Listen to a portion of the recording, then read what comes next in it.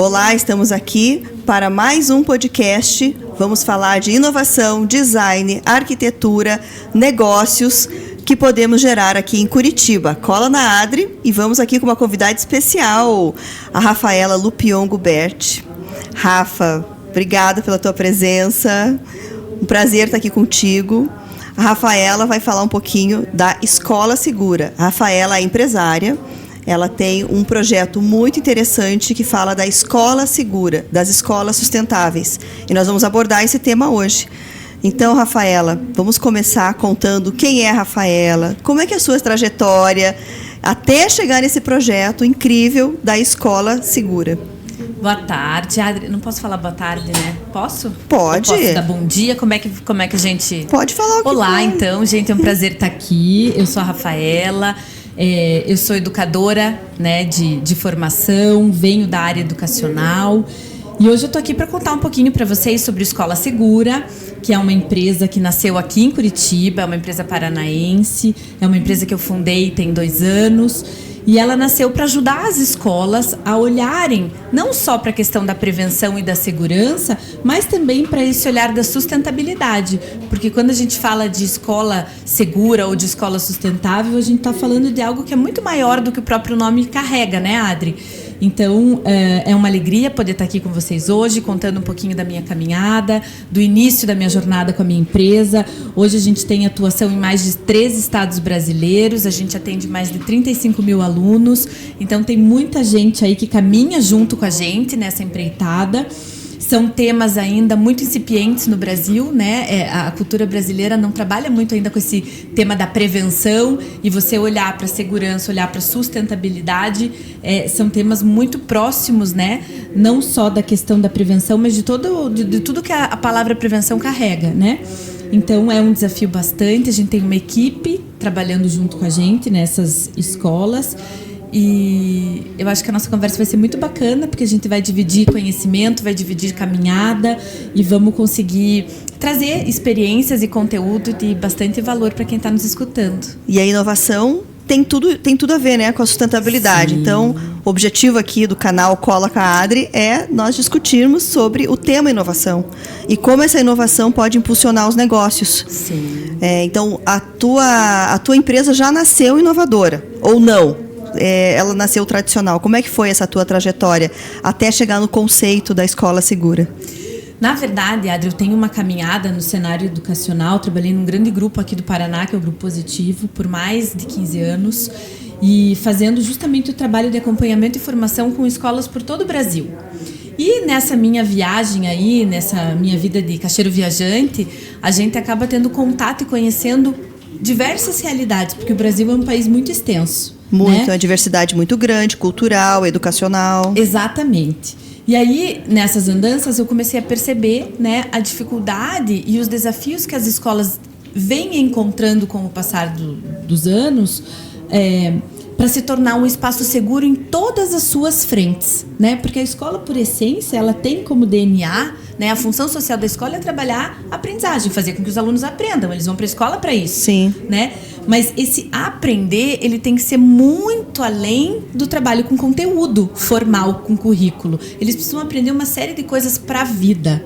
Né? E quando a gente fala de sustentabilidade, a gente fala de segurança, a gente fala de prevenção, a gente está falando de temas que eles vão carregar para a vida, né? Que vão passar e vão ser debatidos e explorados dentro da escola, mas que eles vão carregar na caminhada de vida deles. Isso a gente está falando de formação integral, né?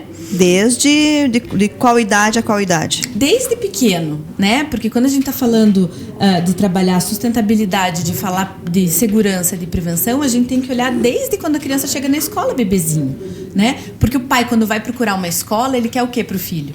Com certeza, pensa, né, já numa educação de médio e longo prazo, né? Ninguém põe o filho na escola esse ano para trocar no próximo, né? Geralmente não, né? Ele coloca para o menino fazer uma caminhada, né? E encontrar ali tudo aquilo que a gente, enquanto família, espera. E a gente quer o quê para os nossos filhos? O melhor suporte possível. Que vá muito além da formação acadêmica, exatamente, né? Mas que ele esteja num espaço que seja seguro, que tenha esse olhar para a sustentabilidade, né? Que não está ligado só à questão de você ter a horta, como a gente estava conversando aqui, ou da escola reaproveitar a água, mas vai muito além disso. Porque os conceitos de sustentabilidade, né, vamos esclarecer aqui no podcast, que aqui nós temos diversos públicos, né, nos escutando. Esse conceito de sustentabilidade, ele é muito amplo. E como que esse conceito de sustentabilidade ele pode estar incorporado dentro dessa temática da educação?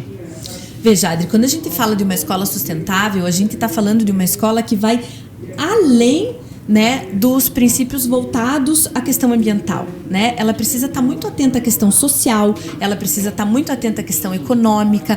Hoje a gente tem vivido desafios extremamente importantes dentro da escola com relação à saúde mental, não só das crianças e dos jovens, né? Semana passada a gente teve um caso muito sério numa escola em São Paulo, e a gente já teve casos bastante sérios aqui em escolas do Paraná, com jovens que não vêm sentido em continuar a viver. Sim, né? Então infelizmente. são temas graves que a gente precisa trazer para dentro do universo da escola e que tem tudo a ver com sustentabilidade. Né? Então, quando a gente fala de uma escola sustentável, a gente não está falando só daquela escola que se preocupa com as questões ambientais, de que tem placa solar para fazer a energia, a eficiência energética dentro do seu espaço, o reaproveitamento de água, a hortinha, que tem espaço verde, que se preocupou na hora de construir o seu espaço para construir com elementos e com recursos que de fato sejam mais sustentáveis. Mas sim aquela escola que tem esse olhar mais amplo para o conceito de sustentabilidade e de fato se preocupe em ser sustentável em todo o seu ecossistema de trabalho, que vai muito além do espaço físico, que é extremamente importante. Sim, mas também tem outros pilares. Mas também tem outros pilares. E quais são esses pilares que você identifica que são importantes para qualquer escola? Veja, a escola, ela precisa sim ter o olhar extremamente azeitado e preocupado para a questão da aprendizagem, como a gente já falou, mas ela precisa também hoje, mediante a essa geração que está vindo aí, que é uma geração que tem uma série de estímulos e tem um jeito de ver a vida diferente das nossas gerações, ela tem que estar preparada para lidar com isso dentro da escola. Então, ela precisa olhar para a questão pedagógica, mas ela precisa olhar também para a questão emocional, social, psicológica, a questão da segurança, e ela também precisa olhar para o espaço da escola como um espaço potencializador de tudo isso. E aí sim a gente entra numa questão de olhar a sustentabilidade para o espaço físico, porque o espaço físico ele é um promotor desse processo de desenvolvimento. Que é o ambiente onde aquela criança, aquele adolescente está inserido, que o ambiente nós sabemos que molda muitas vezes o futuro, daqui até, né, de uma faixa etária, principalmente dos menores, né? Sim. Esse ambiente ele é importantíssimo, sim, onde estão inseridos, né? E você falou da questão da segurança, Rafaela. Como que a questão da segurança, que é um dos pilares muito importantes, né, na questão da escola sustentável, como é que você identifica isso dentro de um contexto que pode ser competitivo para a escola, que ela pode utilizar isso, né, sim, como fator competitivo dentro desse mercado educacional? Veja, Adri, esse é um ponto que você tocou super importante. Nós estamos numa época do ano super decisiva para as escolas. Elas estão entrando em processo de rematrículas, os pais estão visitando as escolas para escolher, né, ou a escola para o seu filho pequeno, ou alguma transição que precisa ser feita. E existem pesquisas que nos dizem que a segurança está entre um dos 5 pilares mais importantes que as famílias olham na hora de matricular a escola. O espaço físico é um deles, sim, porque é super importante, existe essa preocupação em ofertar, né, um lugar que seja acolhedor, que tenha espaços diferenciados e que de fato possa acolher e proporcionar um bem-estar para o filho, mas a segurança também, principalmente depois do que a gente viveu nestes últimos anos dentro das escolas. Uhum. Então, você se preocupar em ter um espaço que de fato valorize a questão da segurança, não só pensando no espaço físico, mas pensando em atividades que ajudem a prevenir bullying e cyberbullying, porque hoje a gente tem isso muito presente. O que é cyberbullying? Vamos com calma, Rafaela. Me explica aqui, explica para quem está escutando o que é o cyberbullying. Porque o bullying, ok, esse sim, conceito para mim já vem com a gente, já vem aqui. Eu sofri muito bullying, com certeza, porque eu sempre fui baixinha, então eu sofri muito bullying. Eu nem sabia que era bullying, sim, né? Porque me chamavam muito de baixinha, sim, né, na escola. Mas o que é o cyberbullying? Veja, hoje os nossos meninos, eles estão conectados o tempo todo em todos os lugares. Então, aquele espaço de rua que a gente dizia antigamente, que se transitava dentro da escola ou em outros espaços, ele tomou uma proporção infinitamente maior, né? Agora, a rua está aqui, né, Adri? Eles estão aqui, acessando uma série de coisas que, por vezes, a gente nem sabe o que é. É uma grande janela, né? Várias janelas, na verdade. Várias janelas, né? E conversando com pessoas que a gente não conhece, tendo acesso a conteúdos que, por vezes, não são adequados às suas faixas etárias. Enfim, uma série de desafios. E aí, o bullying, que antes acontecia no espaço físico, no ambiente da escola, da rua, do vizinho, ele acontece num espaço virtual que você não tem gestão. Isso é cyberbullying. Isso a gente chama de cyberbullying. Nossa. Então, quando você deu o teu exemplo, vou até usar, tá? Sim. Que você sofreu bullying na escola porque sempre te chamavam de baixinha. Hoje, esse bullying ele se transportou para esse espaço virtual e as crianças usam fotos, das fotos elas comentam, compartilham, replicam, postam, sem ter a dimensão do quanto isso é grave. E afeta psicologicamente a autoestima. Exato. Porque a questão da autoestima, principalmente na adolescência, ela é importantíssima, né? Eu tenho 2 filhas adolescentes. Então, eu trabalho muito com elas essa questão da importância da autoestima. E conversamos muito em casa também, referente a esses assuntos do bullying. Mas esse conceito do cyberbullying, ele ainda é muito novo e pouquíssimo, eu acho que pouquíssimo explorado, né? Sim, com certeza.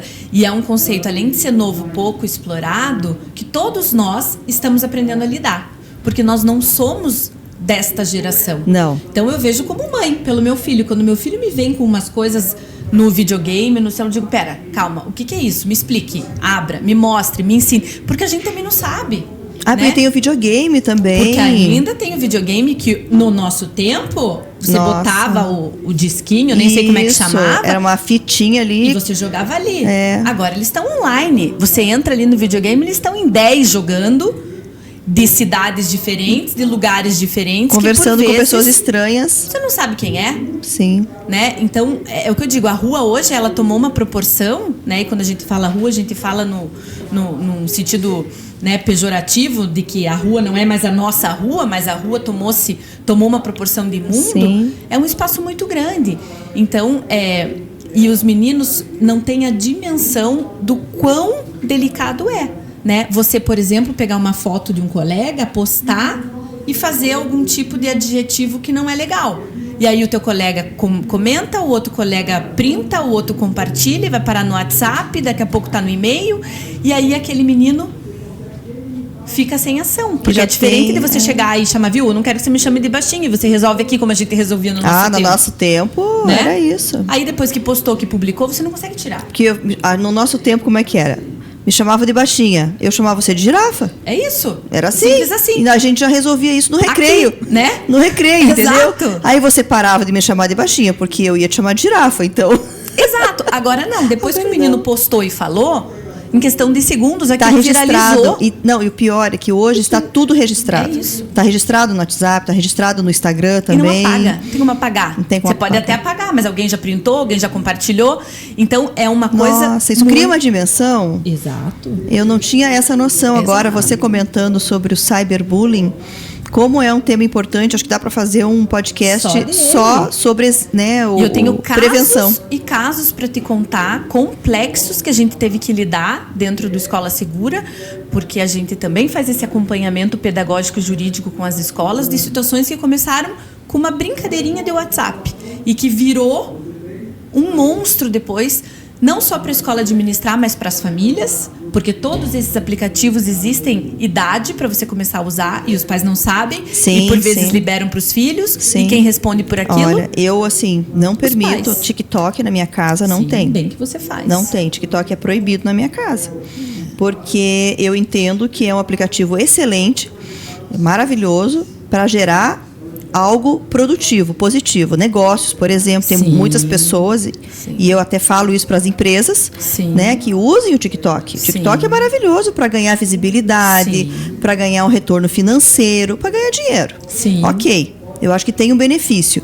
Agora, para dancinha, para postar vulgaridades, Existem idades para isso. É isso. Né? Então, infelizmente, o TikTok, para mim, é uma grande janela de oportunidades. Mas tem que saber utilizar. Porque senão a oportunidade ela se torna um monstro, que nem você falou. E uma criança de 9, 10, 12, até um adolescente, um pré-adolescente de 14, ele ainda não tem essa dimensão e essa maturidade para usar essa ferramenta de uma forma consciente e até mesmo adequada. Né? As escolas estão tendo que fazer programas de formação não só para os meninos, mas também para as famílias, para o uso destes recursos tecnológicos que por vezes a gente nem sabe quais são. E as meninas também, você vê isso também, meninos, meninas, não em geral, não tem gênero. Não tem gênero e não tem idade, cada vez mais novo. Cada vez mais crianças jovem. com 6 anos, 7 anos já, né, imagina, o cérebro ainda nem se formou direito. E não tem como controlar. Porque né, até Adri? os 7 anos. Não. Até os 7 anos, o cérebro da criança ainda está em formação. Sim. E não tem como você controlar. Né? Não, eu boto o dispositivo disso, eu boto o dispositivo daquilo. Não tem. É difícil. Esses meninos, eles têm um conhecimento tão profundo desses recursos que a gente não tem, que você bloqueia, daqui a pouco ele instalou um negócio que desbloqueia, daí ele já achou um atalho, daí... Então, assim, é ilusão a gente achar que a gente controla o uso da internet, do celular e dos aplicativos com as crianças. Nossa, esse assunto é perfeito, Rafaela. É um outro podcast aqui, falar sobre cyberbullying, aqui que a Rafaela trouxe, que é importantíssimo no projeto Escola Segura. E dentro do quesito inovação, né, que é o nosso podcast aqui, para falarmos da questão da inovação, boas práticas, né? Acho que algo importante é nós falarmos aqui das boas práticas, né, Rafaela, que a Escola Segura pode proporcionar dentro desse projeto, né? E também alguns cases, né? A Rafaela vai trazer alguns cases interessantíssimos, nacionais e internacionais também, que agregam aqui ao conhecimento. Sim, eu acho que falando de escola segura, a gente tem uma preocupação muito grande e um olhar muito afinado para essas temáticas junto às nossas escolas. Então, a gente vem sempre fomentando e trazendo esses temas para a mesa, para debater com os gestores e para promover essa reflexão construtiva, que de fato a gente entenda os desafios, mas que ao mesmo tempo a gente construa caminhos que nem sempre a gente vai acertar no primeiro momento, mas que vai nos proporcionar essa caminhada, essa jornada em busca de algo melhor. E aí, se a gente for olhar, né, para o mundo e para as possibilidades que se tem hoje no Brasil e fora, existem vários cases de sucesso que são muito bacanas da gente conhecer, né? Eu queria começar contando para vocês de uma escola que se chama Green School, fica em Bali. É uma escola 100% sustentáveis, talvez uma das referências mais bacanas para a gente conhecer. Então eu convido o pessoal a pesquisar, bota lá Green School no Google, no YouTube, tem vídeo, tem fotos, tem reportagens, enfim, super bacanas, porque é uma escola que foi criada por um canadense e por uma americana, e ela foi criada com recursos do próprio lugar. Então, a construção começa pela construção da escola, que é 100% sustentável, de bambu. A escola é toda de bambu e toda com recursos naturais da região, mas que não fica só nisso, né? Então, eles tiveram o cuidado de pensar não só na construção, né, da parte física e estrutural, dos mas materiais, também de um projeto educativo que de fato ensine essas crianças a questão da ecologia, da sustentabilidade e da sustentabilidade em todas as esferas. Mas já nasceu um projeto, então, já nasceu assim, sustentável, onde a comunidade também colabora. Sim. Existe um processo também, então, de colaboração dos atores locais, sem dúvida, que se envolveram desde o começo, não apenas na construção da escola, mas do impacto daquela escola no seu entorno. Sim. Porque a questão sustentável tem muito a ver com isso. Qual é o impacto deste empreendimento? Qual é o impacto deste negócio naquela região? Né? Então, qualquer empresa, né, qualquer instituição que é formada num bairro tem um impacto positivo enorme e negativo. Todas têm o negativo também. Não é só o positivo. Sem dúvida. E as práticas sustentáveis, claro, que minimizam os negativos. Sim. Mas não eliminam. Sim. Então, claro, que legal, um projeto já construído, já nasceu assim. É o sonho de consumo, né? E o mais legal de tudo isso, porque quando a gente fala de educação, né, a gente sabe que a educação, ela acontece pelo exemplo, né? Então, essas crianças, elas estão imersas num lugar diferente, com práticas diferenciadas desde sempre. Então elas crescem com isso de uma forma muito natural, né? Porque elas aprenderam e cresceram dentro disso.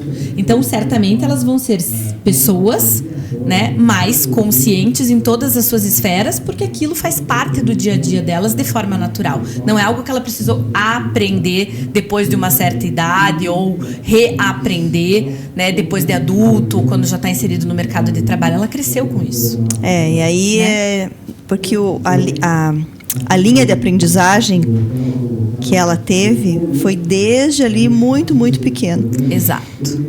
Entendi. Exato. Nossa, fantástico esse projeto. Sim. Green School em Bali. Em Bali. É um ótimo case. Vale a pena. Claro que a gente sabe que é um projeto que não é adaptável a toda a realidade, mas eu, como educadora, eu sempre gosto de conhecer tudo que você tem de diferente, porque sempre tem alguma coisa que você pode trazer para a tua realidade e implantar. Você vai trazer 100% do projeto? Não, porque a gente não está em Bali, sim, né? Mas você pode trazer conceitos, ideias, projetos e adaptar para a tua realidade e começar a dar um passo diferente, né? Sim, é uma boa prática que pode ser adaptada, sim, né? Totalmente flexibilizada, né, sim. Ali. A gente tem mais um case, posso contar? Todos, você pode contar todos os cases aqui para nós. Esse é só o primeiro. A gente tem um outro case que eu acho que daí muitas pessoas conhecem, que fica na região de Reggio Emílio, na Itália, né? Ah, sim. A Itália já é um berço, sim, super famoso, com várias propostas pedagógicas diferenciadas, né? Que vem lá desde Escola Nova, muitos anos atrás. Montessori, que é algo que... Montessori e Jean Piaget, eu sou apaixonada Exato. pelos dois. São duas... Exato. Não sei se eu posso falar que não são filosofias ou metodologias, como é que a gente chama isso de... São educadores que desenvolveram, né, propostas, práticas de trabalho, metodologias de trabalho que de fato são diferenciadas e são muito até hoje reconhecidas e utilizadas nas escolas. Montessori, né? E Jean Piaget, para mim, sim, são duas assim complementares. Eles embasaram de uma maneira muito intensa todo o trabalho de Reggio Emílio. Então você visita as escolas de Reggio Emílio... você fala que é a região da Emília-Romanha. É uma região da Itália. Falando o nome mais em especial, essa escola se chama Guastalla e fica na região de Reggio Emílio, na Itália. Uma região da Itália. Uma região mesmo. Eu não vou saber, que eu não sou muito boa de mapa. Não, mas é o nome... Pro sul, pro leste, pro norte. Mas é um nome. É um nome.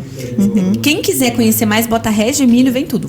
Que legal. No Google, no YouTube. E eles têm uma proposta de trabalho muito diferenciada.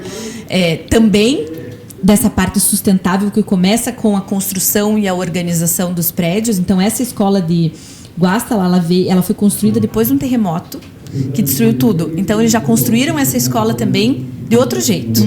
Então, as crianças já vivenciam isso também de maneira diferenciada. E valorizando. Valorizando, porque depois de um terremoto, imagine, uma tragédia. Sim. Depois de uma tragédia, foi todo reconstruído dentro de um novo conceito ali. Então, claro que o amor que eles têm por essa escola, eu não tenho dúvidas que é diferente. Sim. E aí eles trouxeram a proposta de Reggio Emílio, que é uma proposta que tem muito de Montessori, mas tem muito de outros estudiosos ali da região da Itália, que de fato valorizam o ensino personalizado, né? O ensino através dos 5 sentidos, que é algo super importante para a criança desde pequena se desenvolver. Enfim, uma proposta de trabalho pedagógico bastante diferenciada que te possibilita, através da arte, da cultura, do conhecimento científico, desenvolver aquilo que você tem de melhor enquanto potencialidade que vai te projetar para outras oportunidades da tua vida. Então, é muito bacana. Eu convido todos a conhecerem, porque eu sou uma apaixonada por Montessori e também por Reggio Emílio.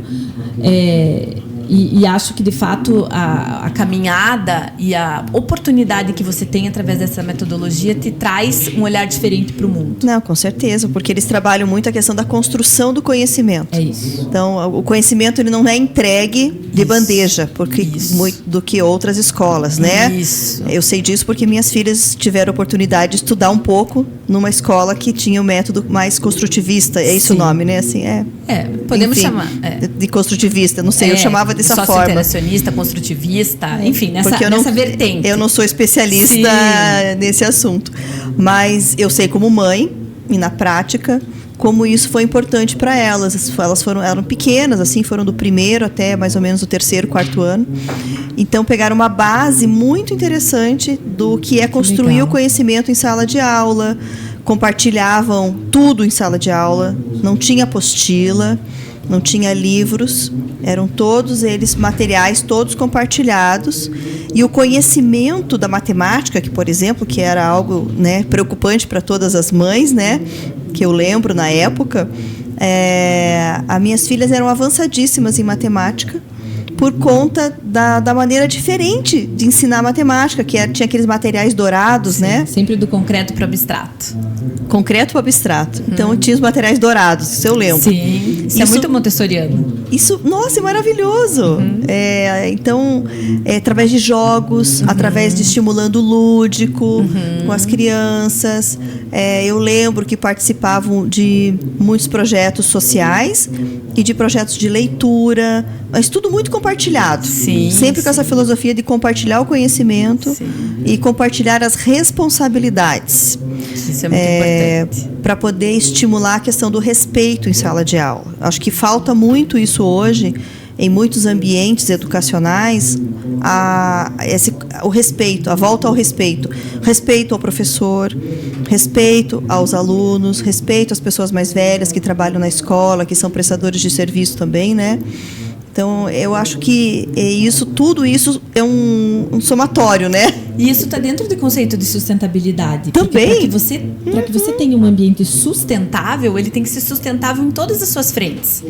Nas frentes relacionais, na frente social, na frente econômica, na frente estrutural, né? Então, esse tipo de coisa que você colocou é um aprendizado para a vida, que elas vão carregar para sempre, que certamente vai ajudá-las a se tornarem pessoas melhores nos espaços que elas estarão frequentando agora e depois no futuro, né? Essa coisa do respeito é uma coisa super bacana, né? A própria Montessori já dizia, liberdade com responsabilidade, né? Então, para você ser um ser livre, você precisa ter responsabilidade com você, com o outro, com o espaço, né? Então, isso é algo fantástico. É uma base interessantíssima. Então, quem ainda não conhece, né, o que é Montessori... Montessori ou Montessori? Montessori. Pesquise, né, sobre, sim, Montessori. É uma mulher incrível, né? Uma médica italiana. Você pode falar um pouquinho dela? Sim, é uma médica italiana que começou os estudos na área de educação também assim despretensiosamente para atender situações pontuais e que depois, com o passar do tempo e com o conhecimento médico dela, ela foi entendendo como que as crianças aprendem e qual a jornada que você precisava traçar. Pela vertente médica mesmo, né? E aí ela somou isso ao conhecimento educacional e construiu uma metodologia de trabalho, uma proposta de ensino que caminha... referência. Para mim é uma referência. Não lembro que ano que é Montessori. Nossa, é da escola nova, do século XIX. Eu não sei o ano exato, mas é algo muito, muito, muito antigo. Nós estamos falando de 100 anos aí. Isso, olha, e a gente está falando aqui, né, tem o programa de inovação. Isso é uma inovação, né? Se passaram quantos anos e hoje está se resgatando esse tipo de metodologia, se trazendo como uma proposta de inovação para dentro das escolas, porque inovação não está ligado com tecnologia somente, né, Adri? Não. É isso que eu quero desmistificar aqui no Cola com a Adri, é desmistificar mesmo a inovação, isso mesmo, Rafaela, porque para mim inovação, eu sou designer por formação, então para mim inovação é muito mais um processo criativo, é uma nova forma de fazer algo diferente de maneira produtiva, positiva, perfeito, que vai agregar ali dentro de uma empresa, dentro, enfim, até dentro da nossa família, sim, até nos espaços que nós ocupamos, né? São, sim, vários espaços que nós ocupamos, né? Hoje eu sou mãe, você também, sim, né? É mãe, mas nós também somos profissionais. Sim. Então, nós temos vários espaços aqui na sociedade. Então, sim, como é que cada espaço nós podemos inovar? E as pessoas acham que quando você fala essa palavra inovação, ela tem até um peso, né? Não, é alguém que vai criar uma coisa fantástica, que não existe, que nunca ninguém viu, que tem a ver com tecnologia. E não é, né, Adri? Inovação é o simples fato de você ter novas ideias, criar novas coisas a partir de outras que já existem, mas sobre um outro olhar, sobre uma outra ótica e que, de fato, quando implementada, vai gerar valor naquele lugar, né? Então, quando a gente fala de Montessori, que é algo bastante antigo, muito tradicional, ao mesmo tempo muito inovador, porque ela trata temas urgentes e necessários para o dia de hoje, que quando implementados, atualizados à realidade adaptados do mundo de hoje, é só adaptar, gera valor e constrói novos caminhos, né? Então, isso é muito legal. E eu tenho certeza que muitas pessoas no Brasil nunca ouviram falar no que é Montessori. Com certeza. Mas minhas filhas estudaram numa escola que abordava, né, um pouco do Montessori e um pouco do Jean Piaget. Então, que misturava ali. E eu vejo hoje na prática o resultado. Né? Eu tenho uma filha de 15 anos e uma de 12. Então, hoje elas estão em outra escola, uma escola mais tradicional. Mas eu vejo que essa base foi importantíssima na vida delas. E agora eu quero ver no futuro, né? Sim. Eu quero ver esse projeto aí futuro, como que vai dar resultado para elas. E, na verdade, a parte mais importante de construção, né, de personalidade, da pessoa mesmo, é nos primeiros anos de vida, na infância. Até os 7 anos, né? Eu sei que aos 3 anos me falaram uma vez, fui numa palestra de mães, me falaram que aos 3 anos é a idade de ouro. É verdade isso, Rafaela? Sim, sem dúvida. E aí a gente, né, eu como educadora escuto muito, me dá até um negócio no coração. Mas assim, ele é pequenininho, vou botar ali na escolinha perto de casa, Gente, é a fase mais importante, é nesta fase que você tem que ter o maior cuidado para escolher onde você vai colocar o teu filho, porque é ali que ele vai desenvolver e vai aprender o que ele vai carregar para o resto da vida. Depois ele vai potencializar, né? Vai desenvolver outras habilidades importantes a partir do que já foi criado. Então, investir na primeira infância, meu Deus, é o tesouro, eu diria. Então me falaram isso, eu nunca esqueci. Que 3 anos... Que bom que você teve essa oportunidade e fez isso com as tuas filhas. Mas foi importante, porque uma educadora, eu assisti uma palestra de uma educadora que falou que até os 3 anos, e na verdade 3 anos, ela deixou bem claro que a idade dos 3 anos é um marco, é a idade de ouro de uma criança. Então, tudo que você quiser ensinar para uma criança, de conceitos, de valores, questão do respeito, tudo que você quiser ensinar para uma criança, do bom e do ruim, porque as crianças são esponjas, elas absorvem tudo, né? Não precisa muito para elas absorverem. Aos 3 anos. Isso me marcou muito e eu falo isso para todo mundo. Olha, cuidado, tá na idade de ouro. É verdade. E se a gente pode deixar uma dica aqui, né, para quem está nos assistindo, cuidem da primeira infância, invistam nos seus filhos nesses primeiros anos de vida, escolham espaços privilegiados para colocá-los, né? Cuidem, porque nessa primeira fase da vida que a gente vai plantar a sementinha que lá na frente vai florescer. Ai, Rafaela, que delícia de bate-papo aqui contigo. Muito bom, muito bom. Mais algum case, alguma prática? Adri, e a gente não pode deixar de falar de um case nosso, né? Com certeza. Né? Então, porque o nosso propósito aqui é falar também das nossas práticas aqui da cidade de Curitiba, que é uma cidade inteligente, que é uma cidade criativa, reconhecida mundialmente por ser uma cidade também empreendedora. Então, como empresária curitibana, conta para nós aí da tua experiência na cidade. Nós temos, Adri, eu diria, talvez não a única, mas um grande case de sucesso aqui na nossa cidade, que é o Colégio Positivo Internacional, que foi uma escola projetada desde o início por um arquiteto nosso aqui famoso, que você deve conhecer, que é o Manuel Coelho. Sim. Não sei se eu posso falar nome aqui. Pode, lógico, aqui, sim. E que ele fez esse projeto pensando em todas as etapas, aí se eu não estou usando o nome certo, você me corrige, porque você é mais da área do que eu, da construção do prédio. Então, é um prédio altamente sustentável. Eu até anotei aqui para não falar os números errados. 45% do consumo de água ele prevê para fazer a redução na própria construção. 74% do consumo de energia ele consegue potencializar e economizar em comparação a outras escolas do mesmo porte. Fora que ele tem projetos e propostas de trabalho educativas que privilegiam isso justamente por ser uma escola internacional, por ter um currículo internacional e potencializar, levar esses meninos para viver experiências fora do país que tem um olhar para a questão da sustentabilidade e do empreendedorismo muito mais apurado do que o nosso. Porque está muito mais enraizado ali neles, né? Eu conheço um pouco, não conheço muito. mas o pouco que eu conheci eu já percebi que está mais enraizado ali na cultura mesmo do empreendedorismo. E a gente não está aqui para fazer propaganda do colégio, mas a gente é um tem case. Que valorizar boas práticas, sim, né? É um case aqui, né? Um case da nossa cidade que tem que ser valorizado, como existem outras também escolas dentro da nossa cidade que são maravilhosas, que também têm projetos incríveis, internacionais, né? Também. E muito reconhecidos. Sim. Né?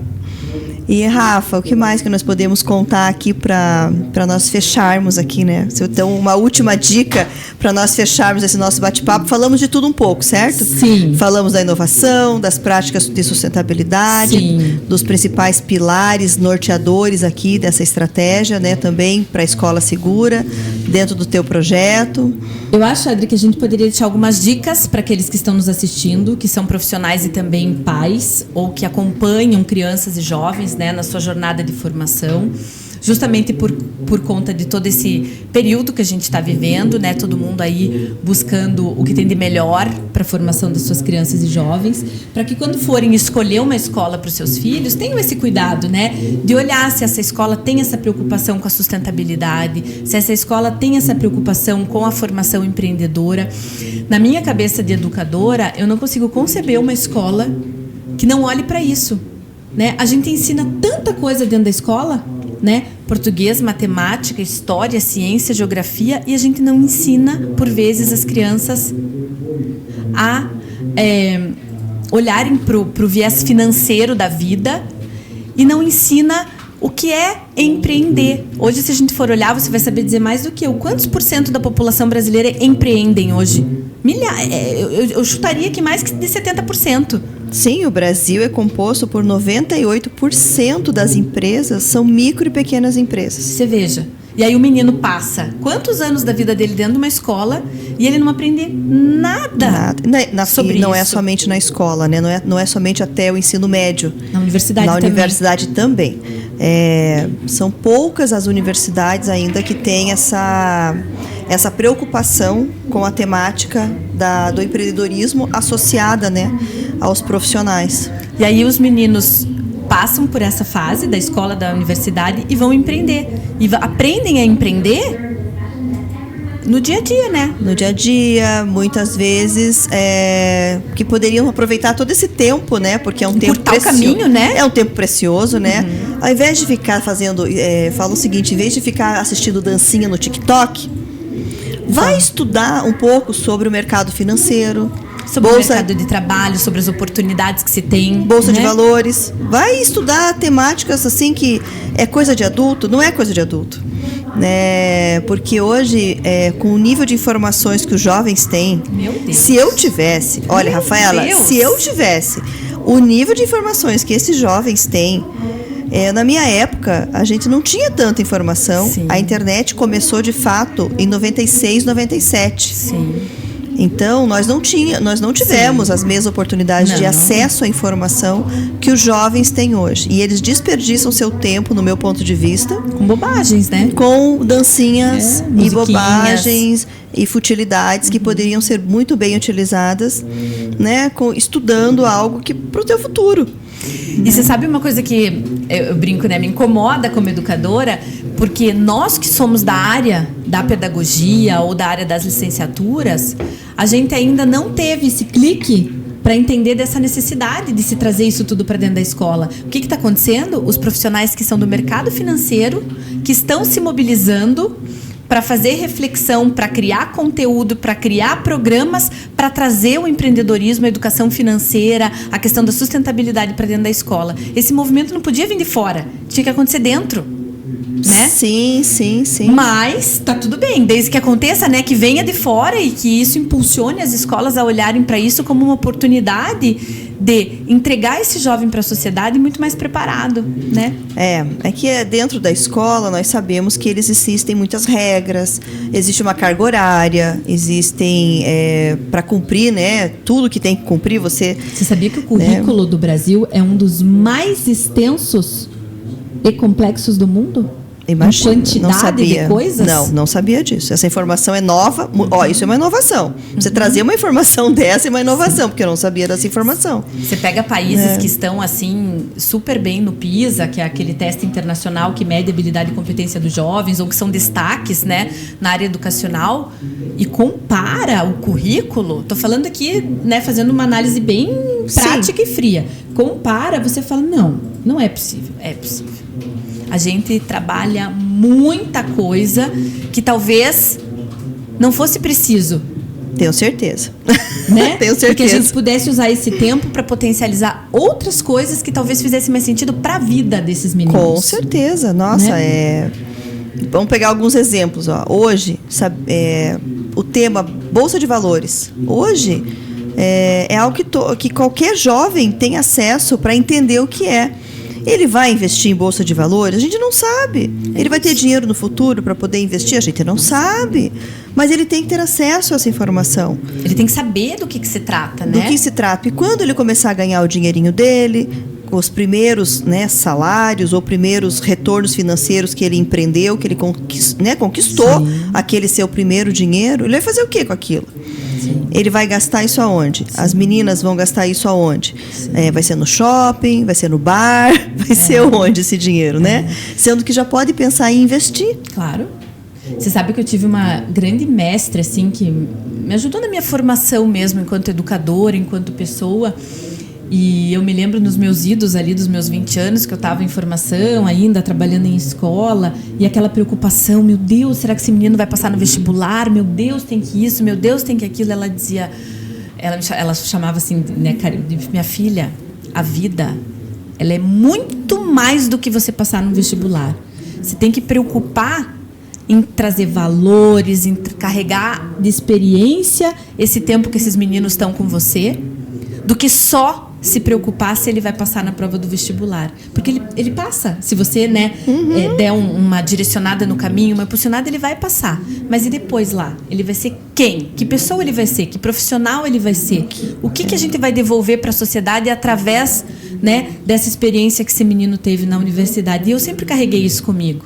Né? E aí eu andando e conversando com as escolas por aí, é algo que eu costumo sempre, de um jeito ou de outro, botar na mesa para dar aquela sacudida, né? Eu acho que a gente tem que ter essa preocupação com a formação acadêmica, mas não pode ser só isso, né? Tem que ser muito mais do que isso, porque isso é uma fase da vida. E é uma fase importante. É uma fase importante, mas é uma fase. E o resto todo que vem antes e que vem depois? Que pode ser aproveitado... Nossa, dentro Fora das que experiências... hoje, né, Adri, a gente não sabe, né, o que esse menino vai fazer. As profissões estão mudando muito, né? Hoje as profissões estão totalmente diferentes do que nós imaginávamos. Aí agora vem a tal da inteligência artificial, que ninguém sabe o que vai acontecer. Existe muita sondagem, existem muitas opiniões, mas ainda de concreto ninguém sabe o impacto para o futuro.